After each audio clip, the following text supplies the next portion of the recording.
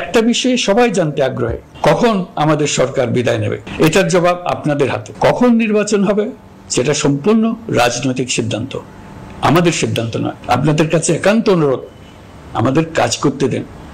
আপনাদের যা চাওয়া তা লিখিতভাবে আমাদেরকে দিয়ে যান। আমরা আপনাদের বিপক্ষ দল নয়।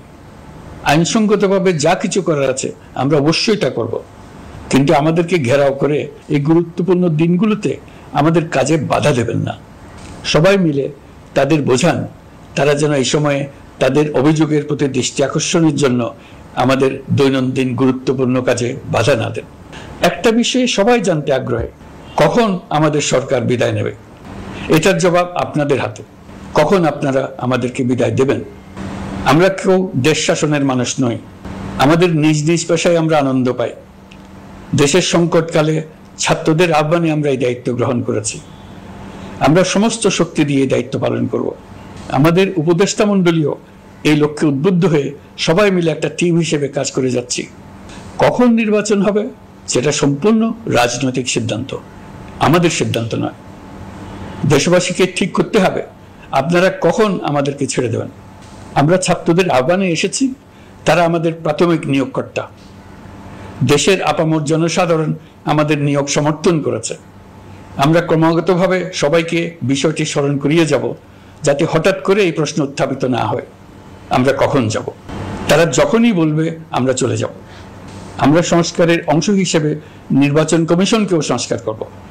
কমিশনকে যে কোনো সময় আদর্শ নির্বাচনের জন্য প্রস্তুত রাখব। আমরা বিভিন্ন সংস্কারের কাজ শুরু করেছি। দেশবাসীকে অনুরোধ করব একটা আলোচনা শুরু করতে।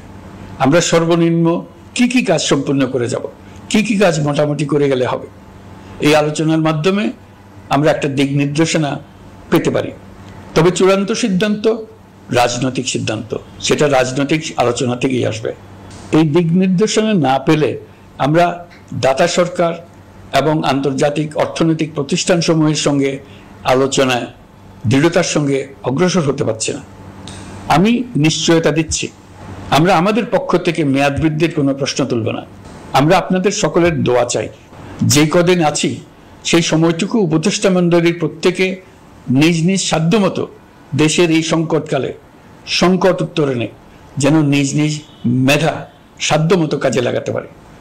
নতুন বাংলাদেশ গড়ার যে সুযোগ ছাত্র জনতার রক্তের বিনিময়ে আমরা অর্জন করলাম, আমরা আমাদের মতানৈক্যের কারণে সেটা যেন হাতছাড়া করে না ফেলে, এটা আমরা নিশ্চিত করতে চাই।